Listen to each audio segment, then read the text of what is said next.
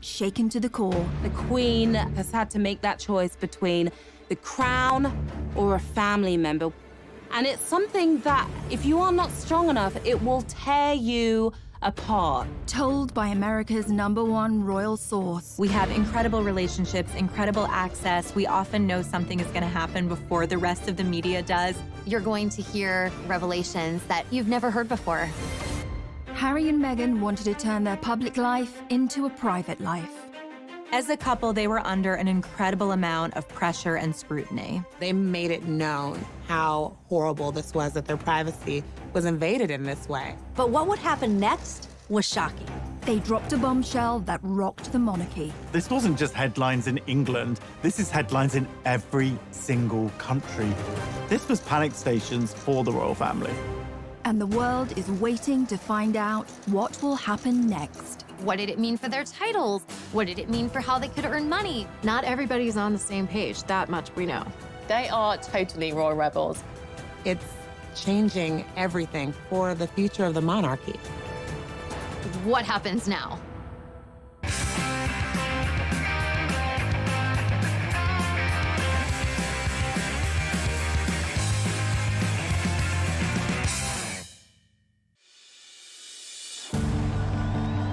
How does a girl born and raised in California end up meeting and marrying a royal prince? It sounds like something out of a straight-to-DVD movie, and at first glance, Meghan and Harry seem like an unlikely match, but they have more in common than you might suppose. We all think we know the Meghan Markle story, but this is who she really is. Meghan Rachel Markle was born 5,000 miles away from Prince Harry in California. People readers are obsessed with Meghan Markle because she was just an ordinary American girl. She grew up in Los Angeles in quite a regular family. She lived an ordinary life in many aspects. She was born to Thomas Markle and Doria Ragland. Meghan's dad actually worked in the entertainment industry. He was the lighting director on shows like Married with Children. And her mom had a bunch of different jobs. She was a yoga instructor and she was a social worker. I think her parents each brought different life experiences to her childhood and to raising her, and Meghan was really adored. When Meghan was born, she stepped into a pre-made family.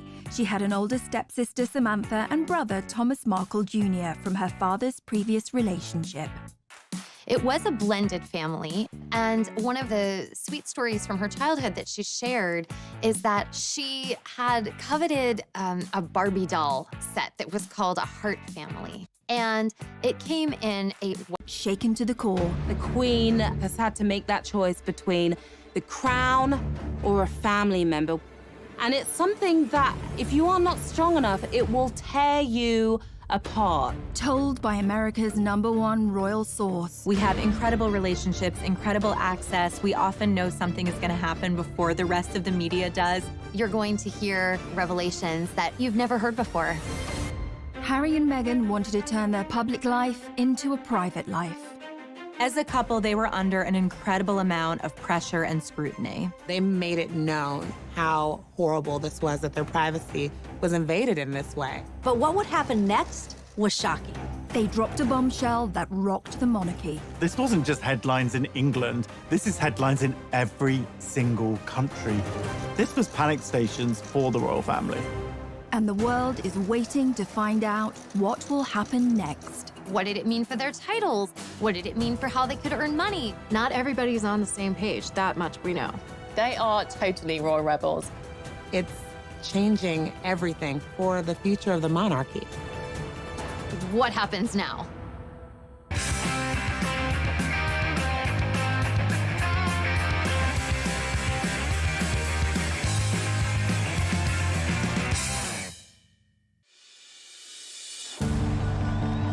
How does a girl born and raised in California end up meeting and marrying a royal prince? It sounds like something out of a straight-to-DVD movie, and at first glance, Meghan and Harry seem like an unlikely match, but they have more in common than you might suppose. We all think we know the Meghan Markle story, but this is who she really is. Meghan Rachel Markle was born 5,000 miles away from Prince Harry in California. People readers are obsessed with Meghan Markle because she was just an ordinary American girl. She grew up in Los Angeles in quite a regular family. She lived an ordinary life in many aspects. She was born to Thomas Markle and Doria Ragland. Meghan's dad actually worked in the entertainment industry. He was the lighting director on shows like Married with Children. And her mom had a bunch of different jobs. She was a yoga instructor and she was a social worker. I think her parents each brought different life experiences to her childhood and to raising her. And Meghan was really adored. When Meghan was born, she stepped into a pre-made family. She had an older stepsister, Samantha, and brother, Thomas Markle Jr., from her father's previous relationship. It was a blended family, and one of the sweet stories from her childhood that she shared is that she had coveted a Barbie doll set that was called a Heart Family. And it came in a white version and a black version. Her dad actually went, unbeknownst to her, bought both sets and then mixed them so that it looked more like her family. It just goes to show how cherished Meghan was by her parents and how much they wanted her to feel proud of her biracial heritage. However, a happy life for this blended family was short-lived. By the time Meghan was 6 years old, Thomas and Doria's relationship had come to an end and divorce followed, although it wasn't as acrimonious as some of the stories you may have heard. When Meghan first came on the scene, the royal scene, there was some really nasty speculation and headlines about Meghan's rough childhood, where she'd grown up, and really, frankly, racist approach to that. And it couldn't be further from the truth. They did everything they could to ensure that her childhood remained as loving and stable as possible, encouraging her creativity, making sure she was getting the very best education she could. In LA, Meghan attended the Little Red Schoolhouse and was soon writing to the very big White House. Yes, at the tender age of 11, she had already started campaigning for women's rights. When she was just 11 years old, she saw a dishwashing detergent commercial on television. It was by Procter & Gamble, and she felt it was very sexist. The gloves are coming off. Women are fighting greasy pots and pans with Ivory Clear. And Meghan said to her parents, why does it say women? Don't men also wash dishes? So her dad actually encouraged her to write a letter to Procter & Gamble, which she did. And the result was incredible. They actually changed the commercial to people across America. That got Meghan her first kind of national attention, and she saw that her voice mattered. Write letters and send them to the right people, and you can really make a difference for not just yourself, but lots of other people. As a teenager, Meghan attended the Immaculate Heart High School, an institution known for its liberal arts and drama courses.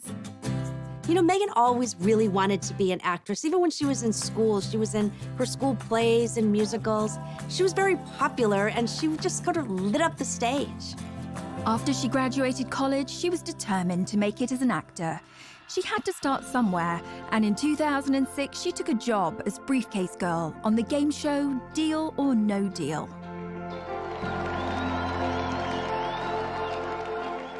Her role on Deal or No Deal, while it definitely wasn't showing off her acting skills, it was a great opportunity for her to get in front of the camera, to make some connections, and for people to see her on screen.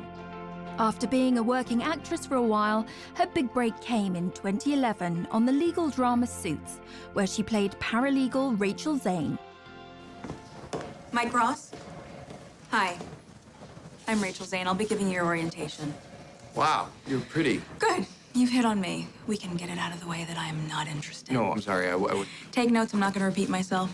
I love you. Rachel Zane actually was kind of a lot like Meghan Markle in my mind. She was very smart, very well put together. She did not suffer fools at all on that show. And she had a big heart. She just wanted to help. Once Meghan hit the big time, she had a platform and could use it to further her passion for activism. Meghan also promoted herself on social media with her own lifestyle blog called The Tig. You'd think that with everything going on, she wouldn't have time for romance, but she did.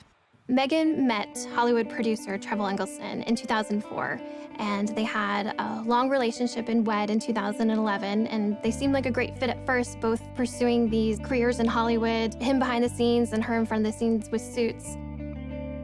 But the marriage was not to be. They were under a lot of pressure trying to sustain a long-distance relationship, and it proved to be too much for Meghan and Trevor.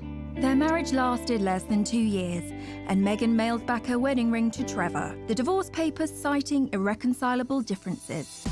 Meghan was back on the market and ready to find her Prince Charming, unaware that he was living in London and was an actual prince. Across the Atlantic, Harry had a very different upbringing and a life that would turn him into the man we know today. Harry was born into a family that can trace their ancestry back over 1,000 years. Let's take a quick look at his family tree. Harry's grandmother is the Queen, but she's also the Duke of Lancaster, and she's married to a Duke, the Duke of Edinburgh. Beyond that, we've got their children, the Prince of Wales, Prince Charles, that's Harry's dad, his brother, Andrew, the Duke of York, Edward, the Earl of Wessex, and Charles's sister is Princess Anne, but she's also called the Princess Royal. Prince Charles married Diana, the Princess of Wales, and they have 2 sons, William, the Duke of Cambridge, and Harry, the Duke of Sussex. Thanks to his brother's kids, Prince Harry is knocked back to 6th in line to the throne, and all being well, he's now never going to get his hands on the crown jewels. Although Harry was born into a world of breathtaking privilege, he suffered a tragic childhood. Harry's childhood is really rooted in tragedy. His mother was killed when he was just 12 years old when she was chased by paparazzi in Paris. And so he had to deal with that tragedy at such a young age, which definitely affected him for life. For anyone who remembers the death of Princess Diana, one of the most heartbreaking elements was seeing her young sons, William, Harry, who was just 12 years old, having to maintain that famous stiff upper lip. Everyone had to be stoic and be this brave face for the nation when Harry, a young boy, would have just been absolutely, crushed inside. We all remember the envelope with the word mummy on Diana's coffin. It just tore your heart out. You can't ask a child to have to contain all of those intense emotions and not think that later on, those feelings are going to need to be dealt with. Even an untroubled childhood can lead to a messy young adulthood. As Harry got older, he gained a reputation for being a rebel and a globe-trotting party boy. Harry's wild years throughout his 20s are well documented, from skirmishes with the paparazzi in public to a costume party where he came dressed as a Nazi. It just was endless. But today we know that all the sort of rowdy times were kind of a last hurrah before he left for his service. Harry went from party boy to action hero when he joined the military, where he served for 10 years, including 2 tours of Afghanistan. He thrived in that environment.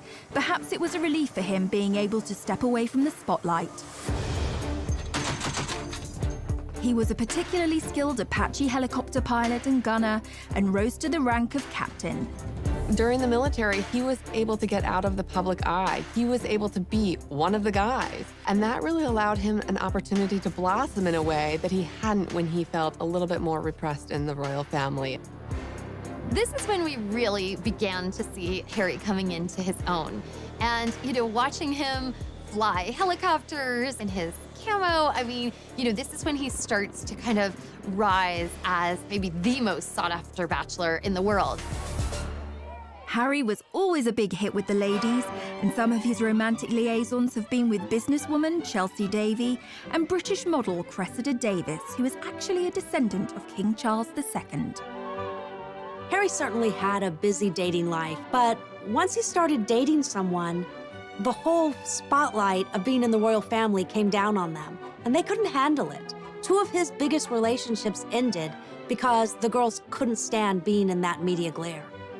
So single again, the most eligible bachelor in the world was looking for love.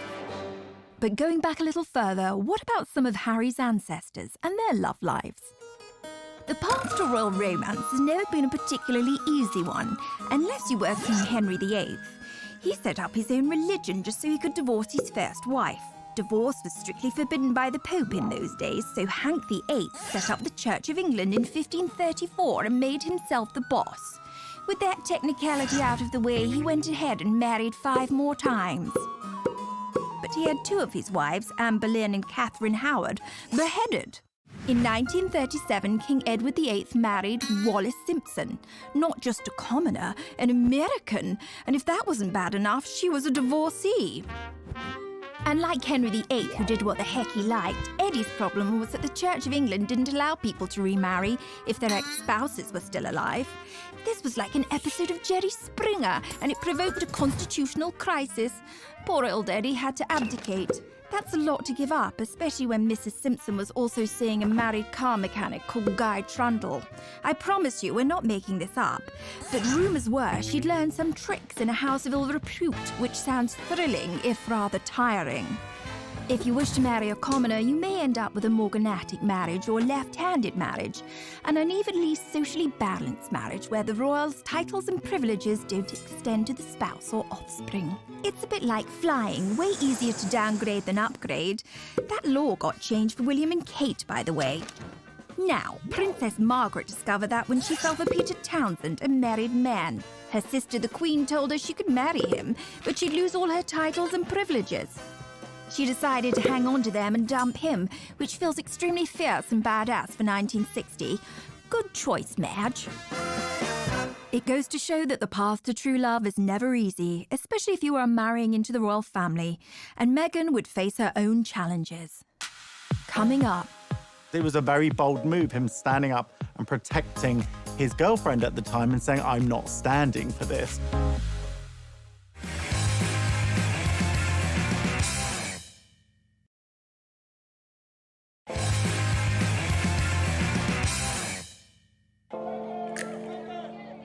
So how did this love story begin between Meghan and Harry? Well, it wasn't through a dating app. Instead, they were set up the old-fashioned way. Harry and Meghan met through a mutual friend in July 2016, and they had a blind date at an exclusive members club in London. I didn't know much about him, and so the only thing that I had asked her when she said she wanted to set us up was, I had one question. I said, well, is he nice? And it seems the stars aligned.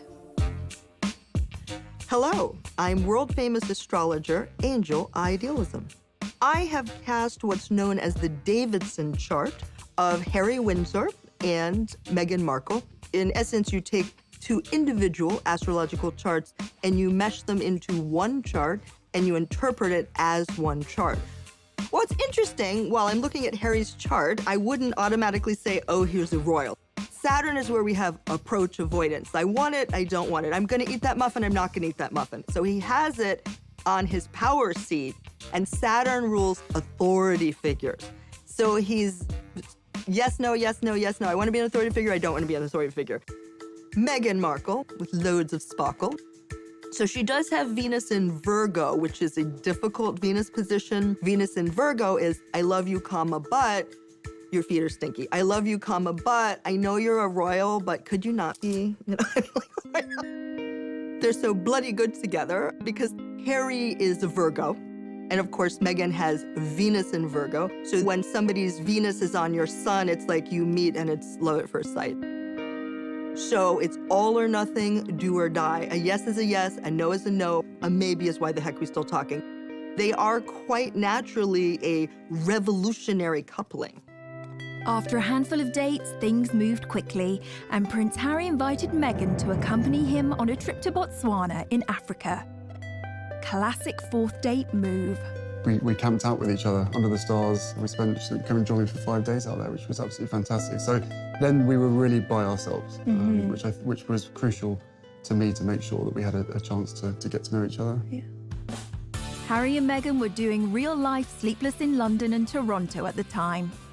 Meghan's living in Toronto, where she has this busy career on Suits. Harry, of course, based in London. Like anyone knows, long-distance relationships aren't easy, but they found a way to make frequent trips to see each other as much as possible. For the first few months of their dating life, they were able to enjoy their secret love affair away from the glare of the media. But their relationship leaked out on October the 31st, 2016, with news Harry was dating an American actress. There's a misconception that because I have worked in the entertainment industry that this would be something I would be familiar with. But even though I'd been on my show for, I guess, 6 years at that point, and working before that, I've never been part of tabloid culture. I've never been in pop culture to that degree and lived a relatively quiet life. The British tabloids were incredibly harsh to Meghan. They used racially tinged language to describe her. They felt like she was a money grabber, a social climber, that she was doing this to be famous. The treatment of Meghan echoed how his mother Diana had been harassed and hunted by the press, but this time he was in a position to do something about it. The royal family is famously tight-lipped when it comes to talking about stories in the media, but on the 8th of November 2016, Kensington Palace issued a statement that showed Harry's true feelings and anger at the situation. That was one of the first signs, really, that Harry wasn't like the other royals, that he was not going to be put in a box and to just accept what the situation was. It was a very bold move, him standing up and protecting his girlfriend at the time and saying, I'm not standing for this. But also, Meghan was in love. She was going to do what she had to do to be there for him and to kind of deal, because you could tell this was not something that was taken lightly for her either. She took this relationship very seriously, which is clearly why she stuck around. Away from the headlines, this starry-eyed couple kept moving forward. Meghan and Harry's first public appearance on the world stage was at the Invictus Games, an international sporting event set up by the Prince for injured soldiers. They walked in to the stadium hand in hand, and it was clear that this was someone special in his life, and he was making it known to everyone. The couple were totally at ease with each other and very natural. We saw early on just how happy they were together, and part of that was through how they were breaking royal protocol. They would touch hands, we would see a little PDA, and all of that was so relatable and approachable and just made us root for the two of them that this was going to work. Soon, Meghan started reprioritizing her life. She shut down her social media site, The Tig. She walked away from Hollywood. Which kind of had the hands of the palace saying, okay, if you're gonna be a princess, then we need to get all of these things in order. After weeks of anticipation, the world finally got the news they had been waiting for. On November 27th, 2017, Meghan and Harry announced their royal engagement. It was official. The couple, thrilled and happy to be engaged, greeted the media as a united front at the official photo call at Kensington Palace. Was it romantic? They walked out in Buckingham Palace to a place called the Sunken Garden. This was a garden that was really special. It was a favorite spot of Harry's late mother, Princess Diana, so it was a nice homage to her, a nice way of including her in the moment. You could just really feel the love radiating off of them. And it was the first moment that we saw the ring. So it was a beautiful, enormous diamond ring. The center stone is from Botswana. And then the two outside stones were from Princess Diana's collection, so including Harry's late mother in this moment. They released a beautiful set of photos that were really stunning. But even then, some of the press point out things chipping away at Meghan, pointing out ridiculous things, that she wasn't wearing tights and this wasn't following royal protocol, which is just kind of ridiculous and archaic. Harry and Meghan's natural way with each other, this ease that they have, was apparent from the start, especially during this engagement announcement, holding hands, looking up at each other, all smiles, very comfortable with each other. And this was a stark contrast to the engagement announcement that we saw from Harry's mother and father, Diana and Charles, where it seemed uncomfortable and slightly awkward. Can you find the words to sum up how you feel today, both of you? Difficult to find the right sort of word, isn't it, really? Just delighted and happy. And I'm amazed that she's been brave enough to take me on. And I suppose in love. Of course. Whatever in love means. And while he must have endured a refreshed grief as he reflected on his mother not meeting Meghan, he said that they would have got along smashingly. They'd be thick as thieves, without question. I think she would be over the moon, jumping up and down, you know, so excited for me. But then, as I said, would have probably been best friends with Meghan. She's with us. I'm sure she's with us, yeah, you know, jumping up and down somewhere else. Coming up. Meghan and Harry's wedding was like a wedding that the royal family had never seen before. This was like more glamorous than the Oscars.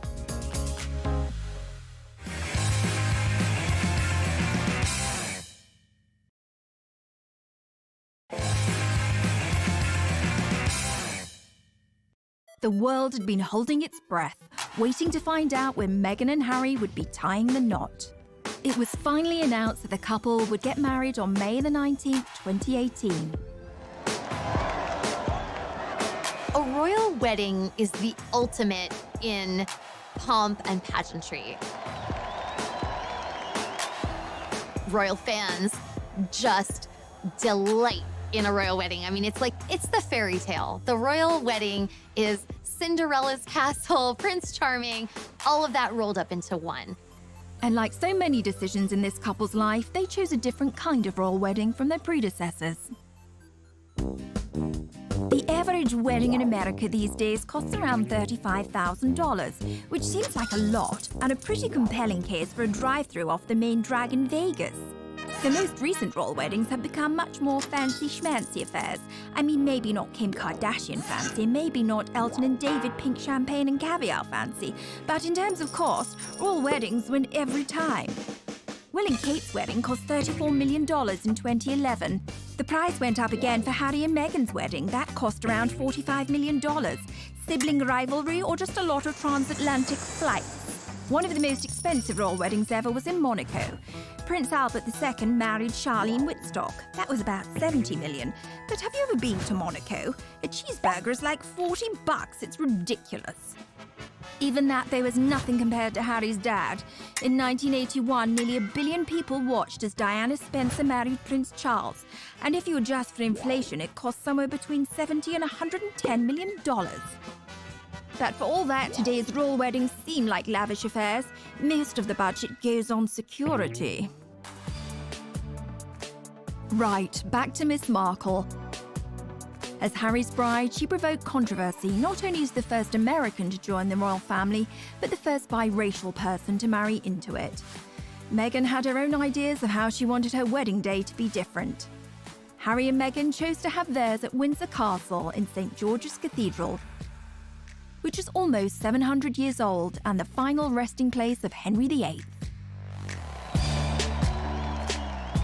Hip hip hooray! Hip hip hooray! God bless Prince Harry and Meghan! On the day, millions of people from around the world tuned in to watch the ceremony. Because this is history. This is a very important moment. It was a truly glittering and international affair. Meghan and Harry's wedding was like a wedding that the royal family had never seen before. It was Hollywood meets royalty. You'll be watching and you're like, oh my God, there's Oprah, there's George Clooney, there's Idris Elba, there's the Beckhams. It's just like, there was just so many celebrities because they weren't just coming from Meghan. Harry had grown up with a mother who was very friendly with celebrities. This was like more glamorous than the Oscars. As with all weddings, tensions were running high. The media reported rumours that during the preparations for the wedding, a rift began between the Cambridges and the Sussexes. There was reportedly one dust-up between Meghan and Kate during a fitting for Princess Charlotte's little bridesmaid dress, where they had a disagreement and Kate ended up in tears. And of course, we have to keep in mind, this was very soon after Prince Louis was born. A source explained that Kate was still very emotional. There had been a lot of stress around the wedding and around the planning. On the wedding day, Meghan travelled to Windsor Castle through the procession route with her mother Doria by her side. Everybody was waiting with bated breath to see what Meghan's wedding dress would look like. Would it be some over-the-top, grand, poofy princess dress like Princess Diana? Would it be this sort of elegant, sophisticated lace, long sleeve look like Kate Middleton? It was neither of those things. She had a very simple, tailored, streamlined dress. I mean, this really was understated. She was just impeccable, modern, an entirely new version of a princess. Only a few days before, Meghan had been due to walk down the aisle with her father, Thomas, but he then announced that he would not be at the ceremony due to his recovery from heart surgery. And of course, the media went to town on the divisions within her family.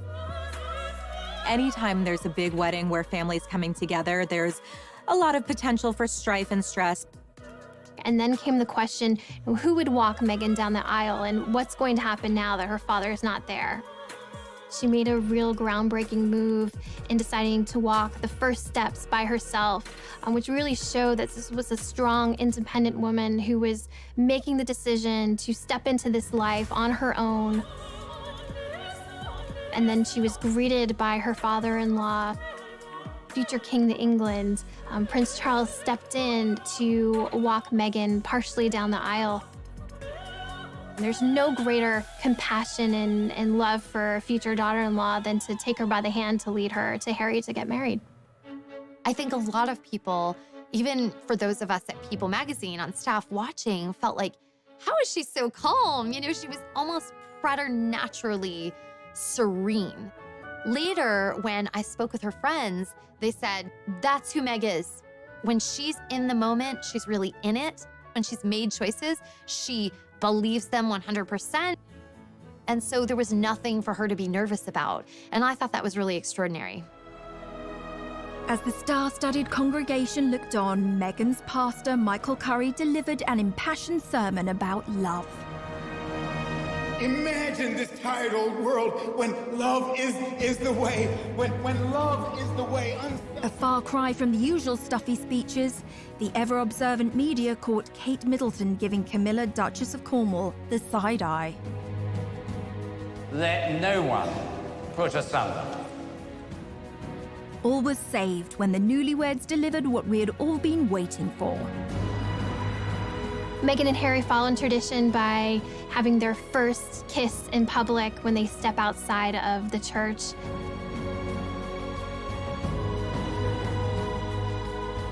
It was really the sort of like big PDA moment between the couple. The crowd went absolutely wild.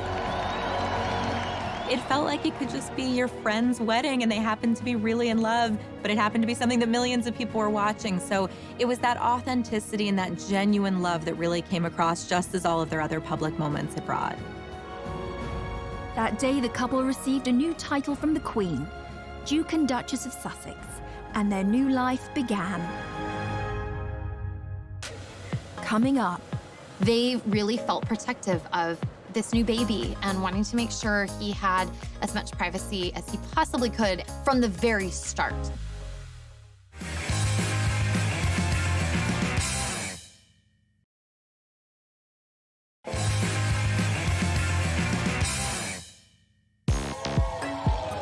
The start of Harry and Meghan's life was exciting, and as newlyweds, they moved into Kensington Palace, right next door to Will and Kate.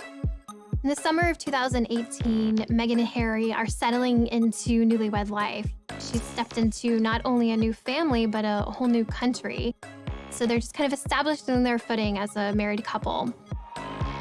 Meghan had done a great job being accepted into the royal family, and even the usually reserved Queen took a shine to her new granddaughter-in-law. The Queen herself wanted to show how much she was eager to welcome Meghan into the royal fold. And she did that by giving Meghan a ticket on board the royal train, which is how the Queen likes to travel. And in fact, you really felt that they had this chemistry between them. And Meghan was bringing new life and new joy to these outings. Meghan and Harry began their royal duties as Duke and Duchess of Sussex. But what exactly is a duchess anyway, and where do they fit into the whole royalty ladder? So, according to tradition, or Henry VIII, you have a god at the top of the heap, well, Natch, then an emperor, then a high king or queen, then a king or queen, then come your archdukes, grand princes and princesses, grand dukes and duchesses, then come your crown prince, and I mean, we're really climbing a long way down the ladder here, aren't we? After all them come duke and duchess. Fun fact, Meghan could actually be a duke. This isn't anything to do with which bathroom she uses. A woman can be called Duke too. What about Harry, though? Well, he's Duke of Sussex and also Earl of Dumbarton and Baron Kilkeel. The Duke and Duchess titles are kind of like a wedding present from the Queen. Here you go. I wasn't sure which toast you wanted, so I got you Hampshire instead. The annoying thing about being Duke or Duchess of Sussex is there's no duchy or territory of Sussex. Whereas Charles, Harry's dad, is Duke of Cornwall and also gets the Duchy of Cornwall, which literally means if you live in Cornwall, he could well be your landlord. Although it won't be him coming and fixing your broken toilet, but he does get the cash from owning it. Unlike Cornwall, there's no Duchy of Sussex and therefore no cash. So, they don't get the cash, and guess what else Meghan doesn't have?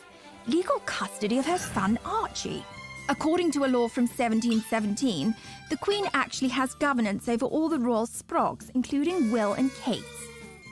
You might think it doesn't really have any relevance today, but apparently decisions like which members of the royal family are allowed to get on the same plane, yup, the Queen makes that call. Back to the couple's first royal tour of Australia, Tonga and New Zealand. Meghan and Harry were an instant hit with the public. And this is where we get to see Meghan shine. And there was a lot of echoes of Princess Diana in terms of her really bonding with people, with children, with a lot of the locals, giving speeches, which is something we hadn't seen Kate do before with such ease. Meghan was compared to Diana in another way, as a world fashion icon. Diana led the way in setting trends in the world of fashion. Back in the 80s, everybody wanted the Diana cut, and she occupied a fashion arena that included Audrey Hepburn, Jackie Kennedy, and some of the other most stylish women in history. When Princess Diana was alive, she was, without a doubt, one of the most photographed women in the world. Diana brought an innate glamour and this beauty to the royal family. It took them from royals to pretty much celebrities, all because of her and just this endless interest and curiosity in all things Diana. In 2019, Meghan was named the most powerful fashion icon, and the term the Meghan effect was coined. Like most people, I love Meghan Markle's style. We like to say at People that everything Meghan touches turns to sold. And that's because when Meghan wears something, it translates into mega sales for the brand. In one of those tours, she actually wore a bag by Strathbury. The second she wore this bag, it sold out in 11 seconds. The Duke and Duchess of Sussex were in the honeymoon phase. The tour of Australia kicked off with some bombshell news. The couple arrived into Sydney telling the world that they were expecting their first child. It was the most exciting way of kicking off a royal tour. This is a moment that the public, the entire world was excited about. Anytime there's a royal wedding, you wait for the announcement about the royal baby. This was massive news in the royal world, and for fans, I mean, it was almost too much to process. It was all happening at once. At the same time, we also noticed that Meghan and Harry are wanting to kind of put up the walls because they really felt protective of this new baby and wanting to make sure he had as much privacy as he possibly could from the very start. Weeks before the baby was born, Harry and Meghan announced they intended to keep the plans surrounding their child's birth private. It was never announced where Meghan planned to give birth. This was a major change from Kate's birth plans. Kate, obviously, at the Lindo Wing in Paddington, every single time one of her children is born, the crowds are gathered outside, you know, the news teams are there. It's a very big global event. With royal births, we famously see the new happy parents step out of the hospital. For royal fans, there's an expectation that we would be kind of, I don't know, almost included in that. And we learned pretty early on that Meghan and Harry were not going to do this. On May the 6th, 2019, baby Sussex arrived, weighing in at 7 pounds 3 ounces. And it wasn't actually until the birth certificate of Archie was released that we even knew what hospital they had gone to. Meghan said no way was she going to walk out of a hospital and into a crowd of thousands, you know, with every TV camera from all over the world there, which is what Kate did. But Kate felt that that was her duty. Meghan didn't feel it was her duty, so she didn't do it. They didn't want involvement from the press. They wanted to do it their way. This was not a baby for the public. This was their baby. The birth of a newly born Prince on this St. George's Day, AD 2018. It does seem a normal thing for a father to protect his child and to be able to do what he wants and release photos when he wants. But the British public have a very different perception of this. They pay for the royal family. So there was a lot of resentment towards Harry when he started to restrict this access. I think the christening marked a bit of a turning point where it was, no, this is a private event. We're not going to bring, cameras in. We're not going to release dozens of photos. That was a shift that a lot of people had to get used to.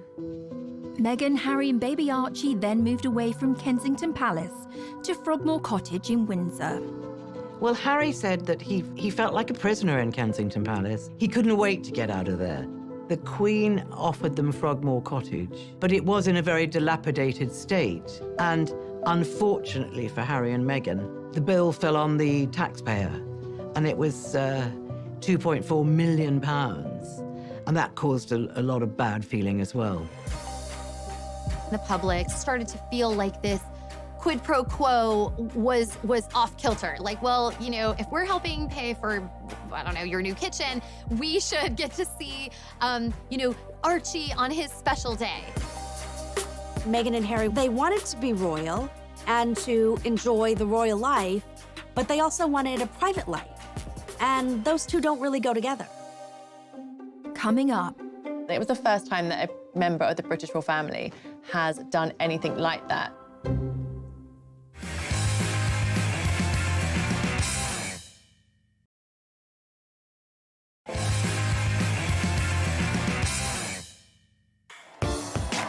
There's more to being royal than cutting ribbons and waving. There are very strict rules and protocols that must be followed. My name is Micah Meyer, and I'm the founder of Beaumont Etiquette. My training is very formal. It was done in London under a former member of the Queen of England's household staff. I think there's this heightened level of fascination when we all saw Meghan Markle marry into the royal family. We were like, wait, a real average person can become a real royal? In our minds, we just saw her go from A to B, but that definitely wouldn't have been the case. She would have been, practicing in royal aids, would have literally guided her throughout the entire process. Behind the scenes, she had to basically, in essence, join a royal training camp of how to become a royal. For instance, when you're addressing the Queen, she is Her Majesty, and after that, it's just ma'am, rhymes with jam. And it's always a curtsy, especially in public. Meghan, we saw it for the first time on TV. We were cheering her on, and the lower and the deeper her curtsy went, the more confident she became. And so we can see her confidence in her training kind of evolve. A lot of etiquette around the royal wife, and we actually see how she starts on that day that she was first engaged, and she's waving and very excited. And then we see her at the next event, and suddenly we see her fingers are together. And then we see that elbow come in even further. And then we see the polished wave in the end. Even the sitting position, that's one huge part of Meghan's training, we literally saw happen before our eyes.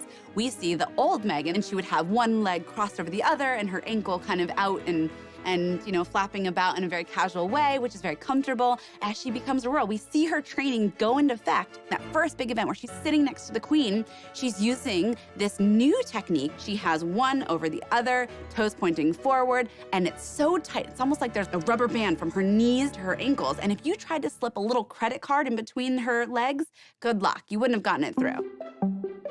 You can imagine how intimidating that first session of afternoon tea with the Queen must have been.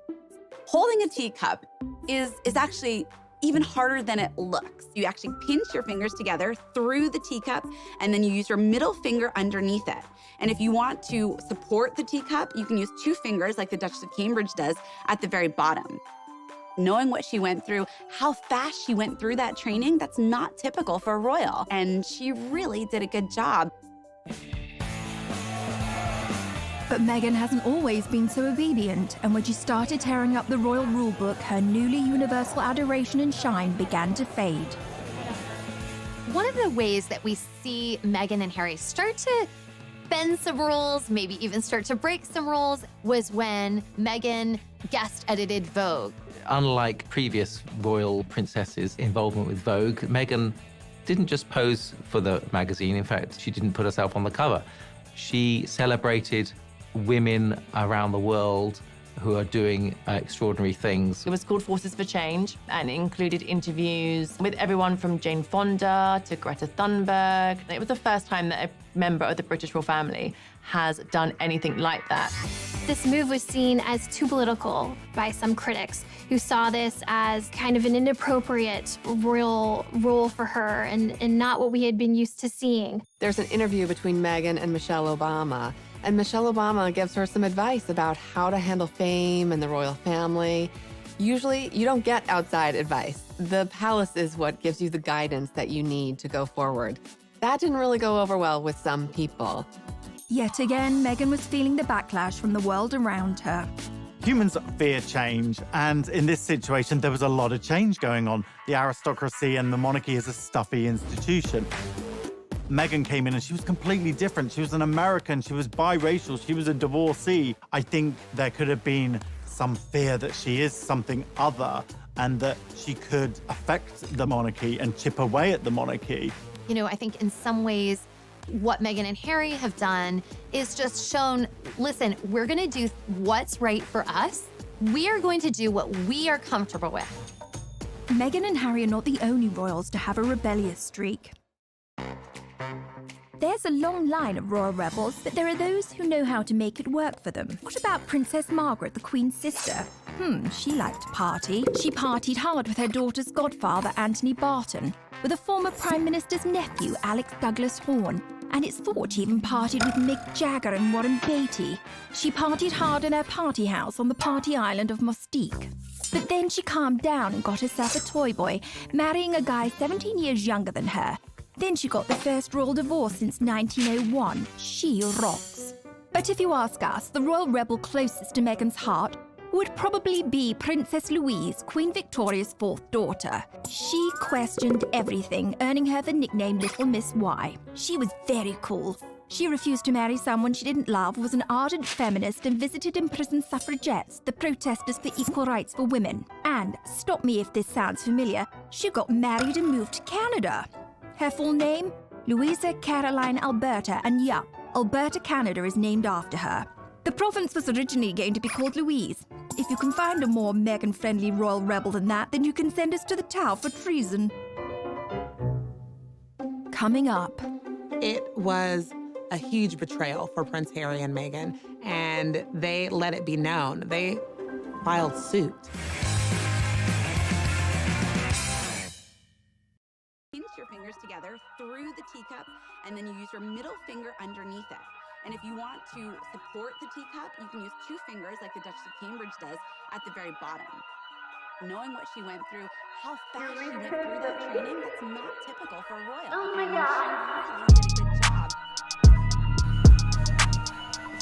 But Meghan hasn't always been so obedient, and when she started tearing up the royal rulebook, her newly universal adoration and shine began to fade. One of the ways that we see Meghan and Harry start to bend some rules, maybe even start to break some rules, was when Meghan guest edited Vogue. Unlike previous royal princesses involved with Vogue, Meghan didn't just pose for the magazine. In fact, she didn't put herself on the cover. She celebrated women around the world who are doing extraordinary things. It was called Forces for Change, and it included interviews with everyone from Jane Fonda to Greta Thunberg. It was the first time that a member of the British royal family has done anything like that. This move was seen as too political by some critics who saw this as kind of an inappropriate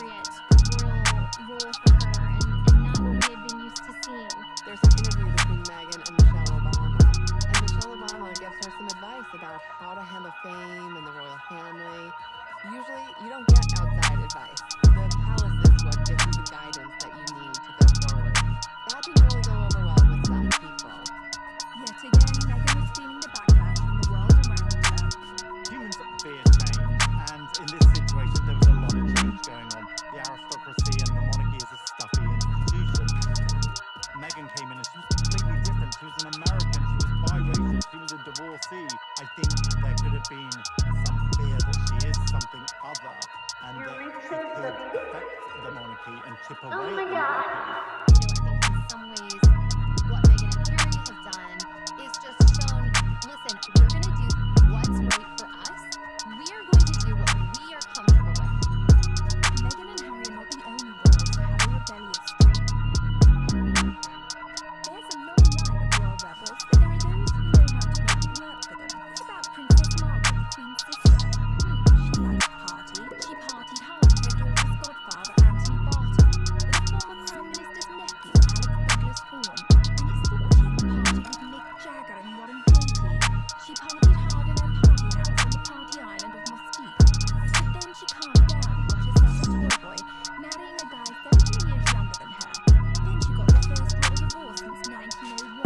She rocks. But if you ask us, the royal rebel closest to Meghan's heart would probably be Princess Louise, Queen Victoria's fourth daughter. She questioned everything, earning her the nickname Little Miss Y. She was very cool. She refused to marry someone she didn't love, was an ardent feminist, and visited imprisoned suffragettes, the protesters for equal rights for women. And, stop me if this sounds familiar, she got married and moved to Canada. Her full name? Lisa Caroline Alberta, and yeah, Alberta, Canada is named after her. The province was originally going to be called Louise. If you can find a more Meghan-friendly royal rebel than that, then you can send us to the Tower for treason. Coming up. It was a huge betrayal for Prince Harry and Meghan, and they let it be known. They filed suit.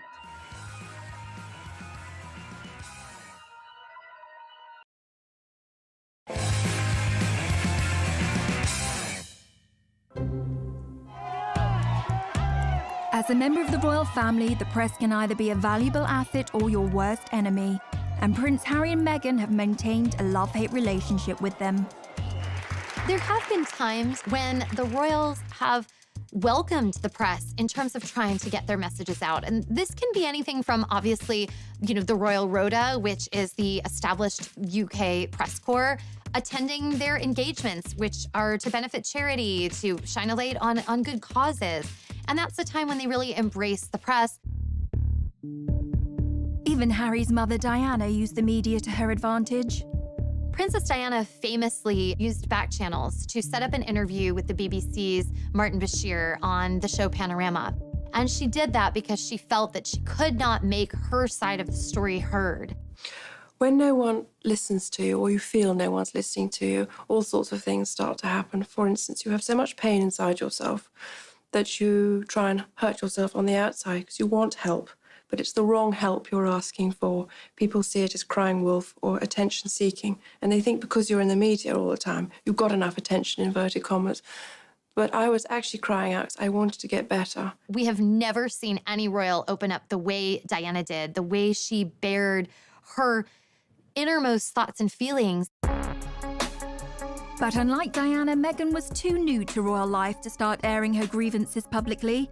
But her friends would rally to the cause. In an exclusive interview with People magazine, Meghan's inner circle opened up about the Duchess's private life and her struggles with the UK tabloids. In February of 2019, Meghan's inner circle of friends felt that they could no longer remain silent while what they saw as global bullying of Meghan was unfolding. They wanted to speak out, and they came to People magazine to do that.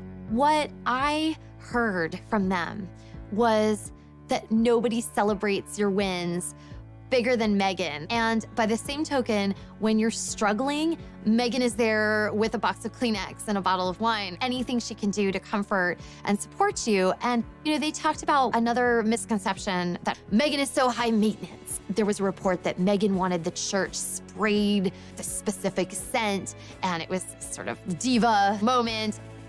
And the friend said, Meghan is so religious, she would never, ever disrespect a holy place like St. George's Chapel at Windsor Castle, and that's a contradiction to who she is.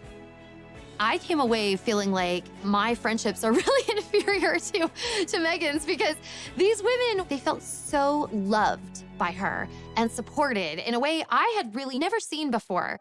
Meghan got a little help from her friends, but it was short-lived. Later that month, the Daily Mail ran an article that for Meghan and Harry crossed the line. There was a major issue with the Mail on Sunday that published a letter, a private letter that Meghan had sent to her father. It was a huge betrayal for Prince Harry and Meghan, and they let it be known. They filed suit. She obviously feels like it's a copyright issue that they went ahead and posted that letter without her permission. The action was accompanied by a scathing statement from Prince Harry denouncing the media's bullying of his wife. This clearly goes back to his anger and his hurt at how his mother was treated. Days later, Prince Harry sued the owners of The Sun and Daily Mirror for allegedly hacking his voicemails. They're both very much taking a stand against the UK press, against the tabloid intrusion that they feel has completely compromised their ability to have a private life. So who are the tabloids? If you're even slightly famous and you're in Europe, the chances are, whatever you're doing, someone is going to be taking a photograph of you. They're pretty aggressive with how they get their scoops. A famous scandal was Squidgygate. A British newspaper got hold of a recording of Princess Diana and her close friend James Gilby speaking on the phone. In the calls, Gilby calls Diana either Squidge or Squidgy 53 times. Try calling me that once, I dare you. There's always been a degree of push and pull with the press. Let's not forget the British royal family is paid for by British people. They help fund their lavish lifestyle. So what the royals get up to is very much in the public interest. Now, poor Meghan has felt the sharp end, and the coverage of her life in Kate Middleton's is astonishing. For Kate, not long to go, pregnant Kate tenderly cradles her baby bump. For Meghan, why can't Meghan Markle keep her hands off her bump? Is it pride, vanity, acting, or a new age bonding technique? For Kate, Kate's morning sickness cure, Prince William gifted with an avocado for pregnant Duchess. For Meghan, Meghan Markle's beloved avocado linked to human rights abuse and drought. One thing's for sure, pics of the royal family mean cash, so watch out for that long lens, Meghan and Harry. Coming up. People were saying, is this gonna work out? Are they gonna be able to stick this out? Because it's not looking good.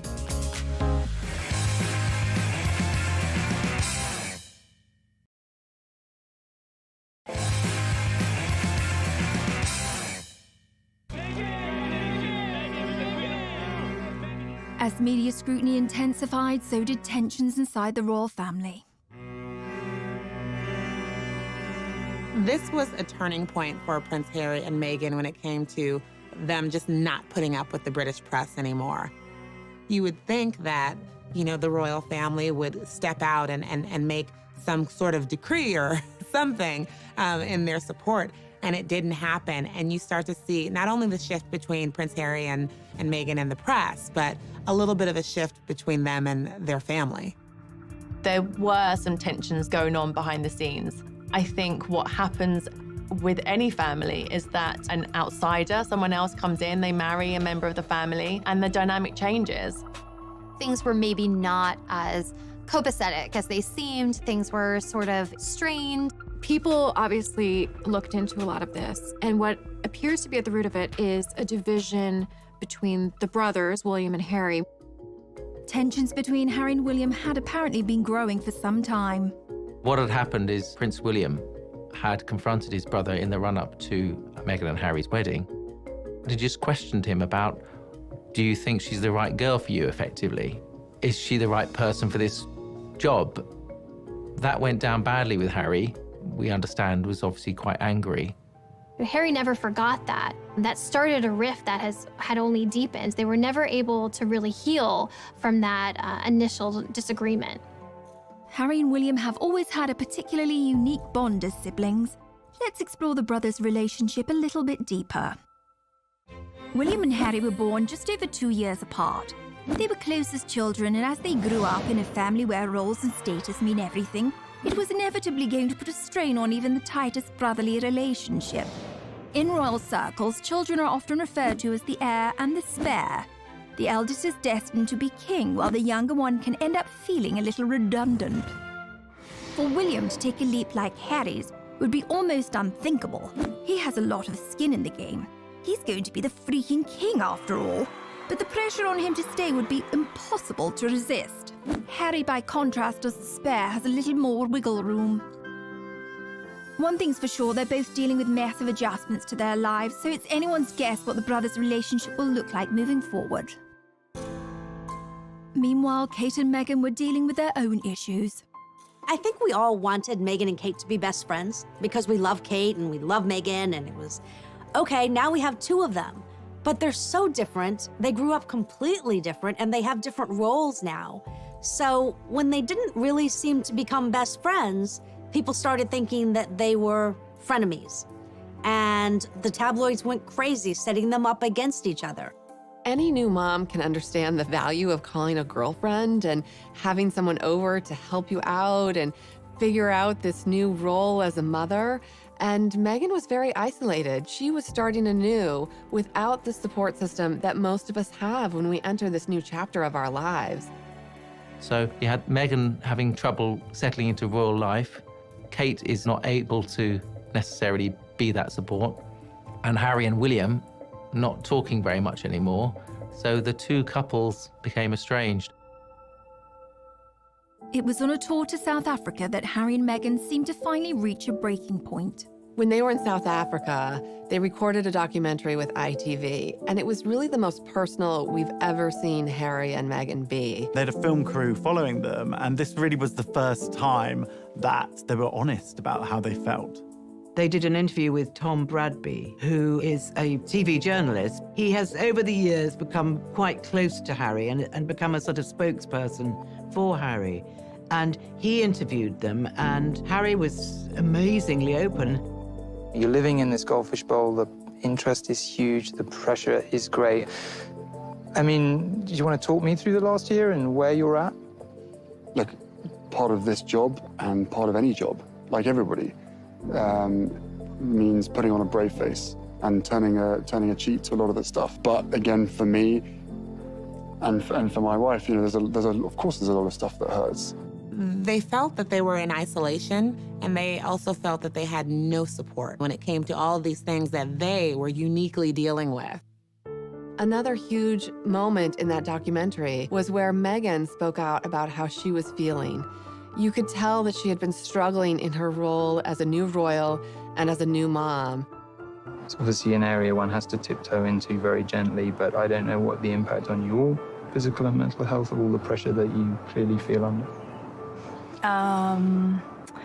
I would say, look, any woman, especially when they're pregnant, you're really vulnerable. You add this on top of just trying to be a new mom or trying to be a newlywed.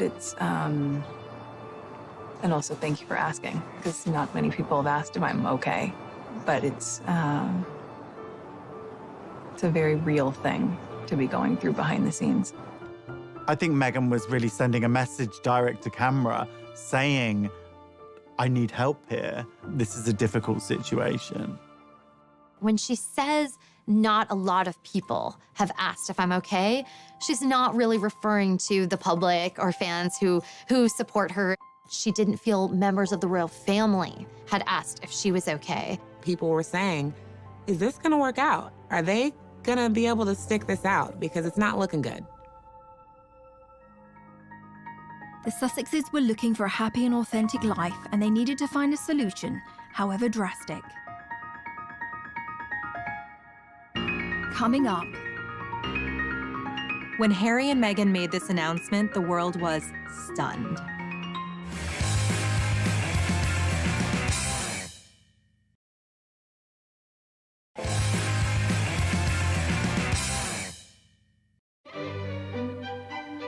We all remember those moments in history that changed the world. The first moon landing. The assassination of John F. Kennedy. The first time we saw Kermit the Frog's legs. So weird. And when Harry and Meghan decided to leave the royal family. A royal announcement that is sure to rock the United Kingdom. Royal split. Harry and Meghan quit. Going it alone, the Duke and Duchess of Sussex. The royal family reeling this morning. A rift in the royal family not seen for a generation. I remember exactly where I was when I heard the news that they were leaving. I was sitting in my office at People. I think I was just running around the office, going from office to office, saying this is going to be the biggest story of a decade. I feel like we were in a meeting and we were like, wait, what? The rest of the royals didn't even know it until 10 minutes before they put this statement out. On the 8th of January 2020, a statement was released from the Duke and Duchess that they were stepping down from royal life. They did it on social media, of all places. So right away, we were kind of all scrambling to keep up. It's on Sussex Royal, and is there going to be more coming? And who's going to answer the questions? I can't even imagine the chaos in the palace on that day. The poor queen, she's 93 years old, and now this. One of her favorite grandsons now stepping back from royal life, and what does that even mean? News like this usually goes through the royal communications team, goes through the queen. There is a long list of steps you take before this goes out to the public. So why did Meghan and Harry hastily make this announcement? I think part of this rush decision on their part was because the story had actually already been leaked to the Sun newspaper. They were running it the following day, and from what sources tell me, they were forced into releasing their own statement. Harry and Meghan felt that when the news leaked to the Sun newspaper, they had no choice but to try and get out ahead of it. So suddenly this train had completely left the station and everyone was kind of struggling to keep up. I think it was a bad decision on Harry and Meghan's behalf to rush out this document without checking with the royal family. You don't change your decision-making and go against the Queen just because some scrappy journalist in London is saying that they've got a story. There had been rumours that Harry and Meghan had been in discussions with members of the royal family about leaving the monarchy, but this surprise announcement was a stunning reveal for all parties involved. It is a bit of a soap opera. But I mean, quite frankly, the things that have happened recently, you couldn't write it. You can hardly imagine how difficult that talk must have been between Harry and Meghan about what they were going to do. They've put Archie down to sleep, and they are trying to figure out how to walk away from one of the most important families in the world. Meghan and Harry have not been the only royals to drop a bombshell. Being royal is a high-stakes game, and if we look to the past, Meghan and Harry are not alone in causing a few royal eyebrows to be raised. Good old Chuck and Cammy, Charles and Camilla, first met in 1971, but waited 34 years to get married. In that intervening time, Charles married and divorced Princess Diana. There was an infamous moment when they were asked, "And are you in love?" Diana replied, "Of course," and Charles drawled, "Whatever love means." 15 years later, it was all over. In the meantime, Camilla had married and divorced Andrew Parker Bowles. But they didn't exactly wait until their wedding night to hook up. They were still married, but it was to the reported approval of Camilla's first husband, who knew all about it. In fact, a recording of a phone call between Charles and Camilla got leaked, which is far, far beyond what you might call a bit saucy. We'll let you look that one up for yourselves. This is a family show, people. So in the grand scheme of things, Harry and Meghan's bombshell seems pretty tame by comparison. The media, having felt kept at arm's length, went into a frenzy. The British press and social media very quickly coined the phrase Megxit, which is really quite misogynistic. It's blaming the fact that Meghan and Harry are leaving the royal family on the woman. The British press is always blaming Meghan. They've done that from the beginning. Whatever Meghan and Harry do that they don't like, it's Meghan's fault. From a tabloid media standpoint, Meghan became the focus of she's the one driving this decision. But anyone who really knows Harry knows that he has expressed a desire to step away from royal life from the beginning. There were times in his 20s where he kind of lamented at this role that he's in and hinted at that he would love to have a life outside of the royal family. So if anything, he's the one propelling this decision, and Meghan's supporting him. I think we know now this is a decision they made as a couple. They're very much a family unit. You know, we know they have a great relationship and that they're doing things that they think are best for their entire family. This had to be something that really weighed on them. But what must have weighed on them more was what they had been through for them to make the decision to leave the royal family, to leave the Windsors. I mean, it's a dream for so many people. And they decided to just walk away. Coming up. Something like this could bring down the monarchy. This was panic stations for the royal family.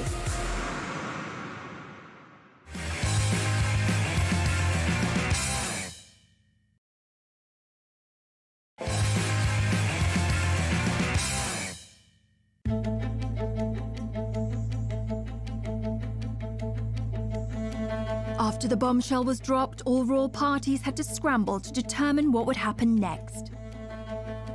Something like this could bring down the monarchy. This was panic stations for the royal family. Buckingham Palace did release a statement, and I think this was a big shock to the world. It was obvious from that statement that they weren't on the same page. The discussions are still ongoing. We know they are expressing an interest to do this, but all the details haven't been worked out yet. The thing is, you don't announce the plan until you know what the plan is, right? They did things back to front. By now, Meghan had already gone to Canada, and 93-year-old Queen Elizabeth had to spring into action and implement damage control for the monarchy. The Queen and her senior advisors did some very quick thinking. They said that they were going to have a summit at Sandringham. She had Charles and William and Harry all meet her there, and then they sat down to talk it out. The pressure on the Queen here is immense. The Queen was on her back foot. She is under pressure to be the leader and to have an answer and to have a path forward, and the clock is ticking. Within days, on January the 13th, 2020, the Queen publicly announced a declaration of her blessing for the couple. 5 days later, the Queen released a statement that was really in support of Harry and Meghan's decision. And this was one of the most emotional statements we had ever seen from the Queen. Since the death of Princess Diana, she used terms like my grandson, my family. We're not used to seeing those sort of terms of endearment coming from the Queen. She loves Harry. She wanted to make sure that Meghan and Harry felt that they had her backing. But that also helped kind of put a lid on any other gossip and drama that would immediately come out in those first few days. This is unprecedented. There were so many details to work out, so many questions. Where are they going to live? What will their titles be? Everyone wants to know how they will actually go about charting out this new life and where the money's going to come from. What are they going to do? But how do the royals make their money? Yes, let's talk about money. I'm Haley Sachs, and I'm a financial pop star. The royals make their money 3 different ways: through inheritances, sovereign grants, and also through duchies. The sovereign grant is taxpayer money. So if you're watching this and you live in Britain, I'm sorry, because you paid Meghan and Harry $130K last year just to leave your country. So yeah, you can cry about that. Basically what the duchies are is like Prince Charles is a landlord. He's inherited these properties. They're all our properties, and he's making money on them because people live there, they visit, and he's pocketing the cash. Prince Charles, he gives some of that money to his sons. The Sussexes can credit 95% of their income just to Prince Harry having a rich dad. So yes, Harry has a rich dad, but he also had a rich mom. Diana didn't come from nothing. Like, she walked into the royal family with her own fat wallet. When she died, she left Prince Harry $10 million. Even though the couple quit being royals, these two are media starlets. They're not looking just for money. Really, what they're searching for with this exit is impact. Coming up. The royal family is doing the most positive things. They're putting on a great show for the British public that all is fine here, everything is good, the show will go on, the monarchy is solid.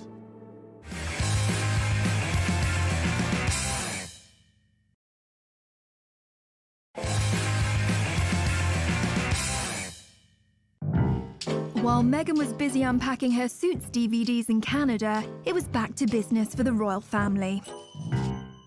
It was initially a bit of chaos as everyone tried to kind of find their footing in this new, unprecedented order of things. At the end of the day, the monarchy has to come first and the crown has to come first. The Queen, she's not going to let her emotions get the better of her. Now it's about action. It's about taking action and figuring out what are next steps. The monarchy is often, throughout history, in a very vulnerable position. There are a lot of people who don't agree with the monarchy. The monarchy can be perceived as a very undemocratic institution, essentially inherited power. When you have somebody who is stepping away from the royal family, this makes the royal family very vulnerable. For those that had stayed, the Queen doled out presents. Prince William was bestowed with an additional royal post, Lord High Commissioner to the Church of Scotland. The royal PR team wanted the rest of the family to show a united front, and William, Kate, Charles and Camilla embarked on a rare joint charity engagement, and the British press dubbed them the new Fab Four. All this sort of family discord and fighting amongst themselves didn't look good. So the Queen wanted to fix this up. She has Charles and Camilla and Kate and William all at her beck and call to come out and present a united front as this is the royal family. We're still here for you. The Duchess of Cambridge was also being kept busy on a tour of the UK to promote her work with childhood development. Kate has really stepped forward. She just gave her most illuminating interview that we've ever heard from her. You know, it was a podcast, a very modern format, where she talked about the challenges of motherhood, the challenges of being pregnant. So she's willing to take up this mantle and help support the monarchy any way she can. They're doing the most positive things. They're putting on a great show for the British public that all is fine here, everything is good, the show will go on, the monarchy is solid. With the royal family's united front in check, the Queen had one last ground rule that needed to be laid. What was important to the Queen was that Meghan and Harry cannot continue to use their royal titles and the trademark of Sussex Royal. She didn't want any perception of impropriety that they might be making money in any kind of way off of any royal titles. Obviously, they're known as Sussex Royal. That is their Twitter handle, their Instagram name. The whole brand is based around that. The Queen and other members of the royal family had said, actually, no, that word royal cannot be used. No one can say royal unless they really are royal. Once Queen Elizabeth's terms were made crystal clear, Harry knew it was time for him and Meghan to move forward with their new life. One of the things that was just so exciting to see was how they took this bold step themselves. It was world-shattering news. It made headlines the world over. Was it perfect? No. But when you kind of take control and find your voice and realize, I can make this path forward, that's a really inspiring thing to see. During Harry's final few days in the UK, he delivered an emotional exit speech at a charity dinner in London. It brings me great sadness that it has come to this. There really was no other option. It has been our privilege to serve you, and we will continue to lead a life of service. So in that respect, nothing changes. But I hope that helps you understand that I would step my family back from all I have ever known to take a step forward into what I hope can be a more peaceful life. It's a tough situation, particularly for Prince Harry, because this is his family. These are the people who have loved him and raised him and who he has grown up with his whole life. We've all been in family situations that can be complicated, but they're always a part of who we are. So I think the goal for them is to still have warm relations. I think Harry and William still want to reforge their bond, but it's going to look very different than anything we've ever seen before. The rest of the world had their own reactions in the aftermath of the Sussex's bombshell announcement. While Harry filled a suitcase with a gold toothbrush, some monogrammed socks, and a copy of How to Succeed in Business, support was flooding in from celebrity friends and admirers. Bette Midler hoped Meghan would bankrupt them all, although I don't quite see how she'd manage that. Oprah Winfrey said she supports them 1,000%. And Jack Osborne observed, "Listen, Prince Harry, if I can survive my family, you can survive yours." And Meghan's friend Jessica Mulroney, who previously had the sweetest babysitting gig imaginable looking after Archie, called out critics of Meghan as racist bullies and posted this quote on Instagram after the news. "A strong woman looks a challenge in the eye and gives it a wink. Wink hard, Meghan." Coming up, how is the next chapter going to unfold? The world is their oyster right now. They can pretty much do anything that they want.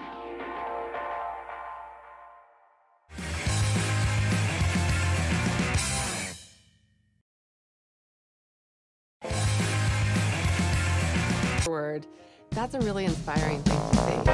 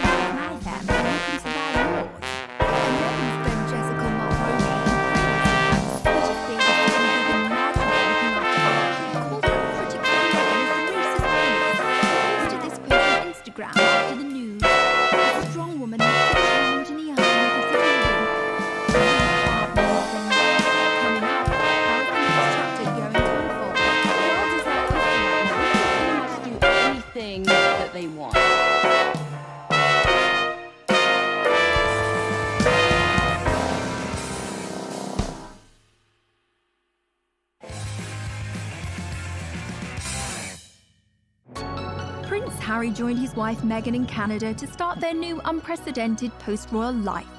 It was revealed that Meghan and Harry are going to be splitting their time between the UK and Canada during this period of transition. So they set their sights on Vancouver Island, where they spent a lot of the time over the holidays. Life in Canada was pretty peaceful for the most part compared to living in London. They were in a friend's $14 million mansion in Vancouver Island, taking a lot of walks with Archie, spending a lot of family time together, doing yoga, being as healthy as they possibly can be.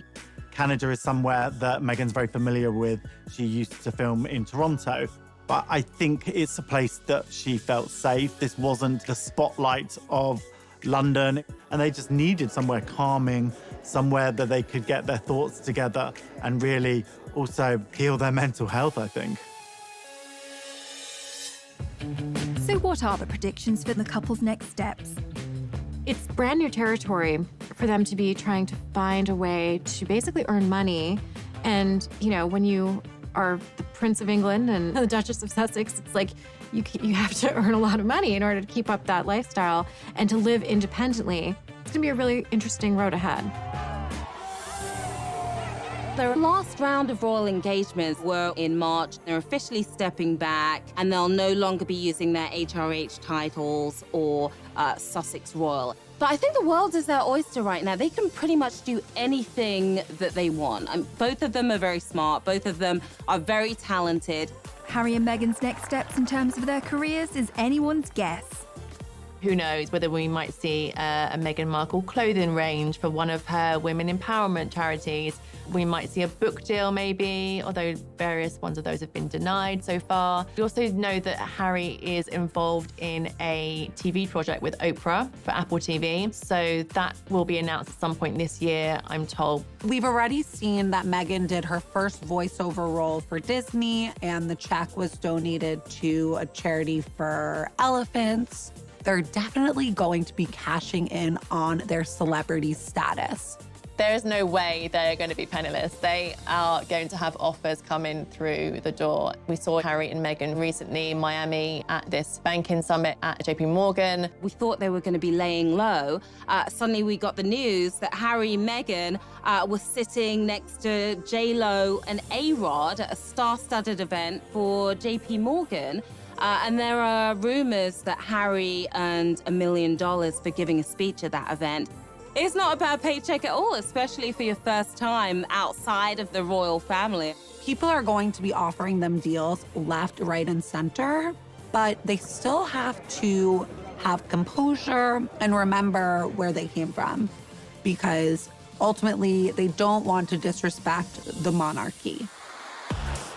The Sussexes don't need to rush into anything. There's still extremely high-profile people. In fact, maybe even more high-profile now after stepping back from the royal family. And since making this bombshell announcement, they're probably more famous than they even were beforehand. What do the inner circle of Harry and Meghan's world think of this?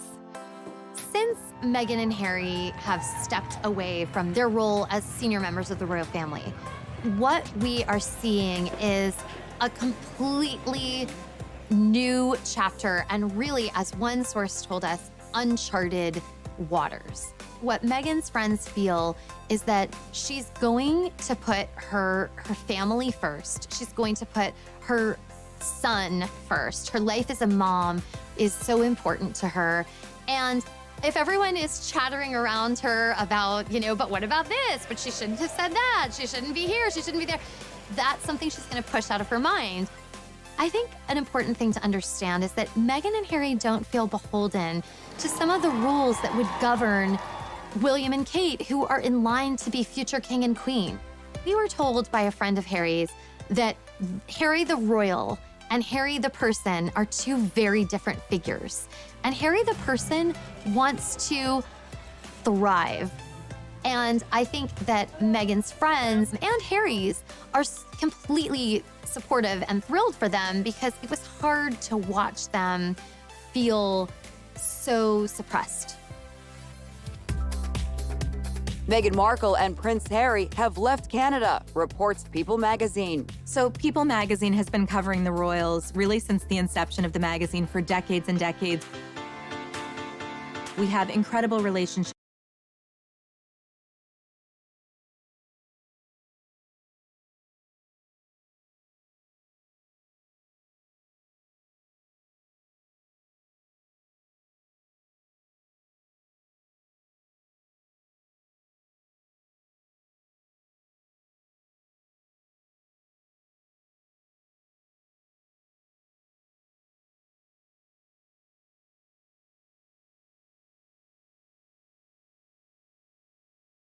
Incredible access. We often know something is going to happen before the public does, before the rest of the media does.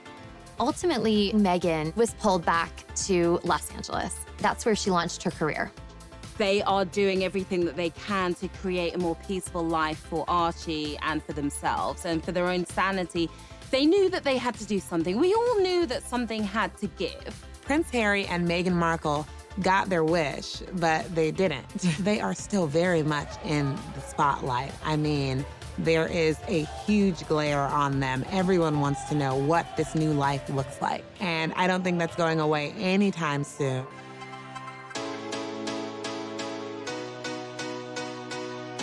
A lot of people are wondering, will things ever be the same in this royal family? I think we're seeing like a new age of royals, and it'll be really interesting to see what happens with them and how they forge their own path, not just tied to the royal family. Never underestimate what your actions, your choices, and your resilience means to us.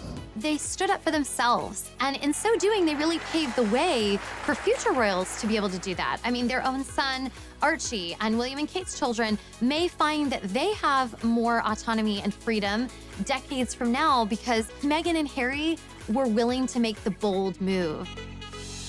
They have been through so much, and this is a love story. People magazine readers and Americans are really hoping that Harry and Meghan have a happy ending.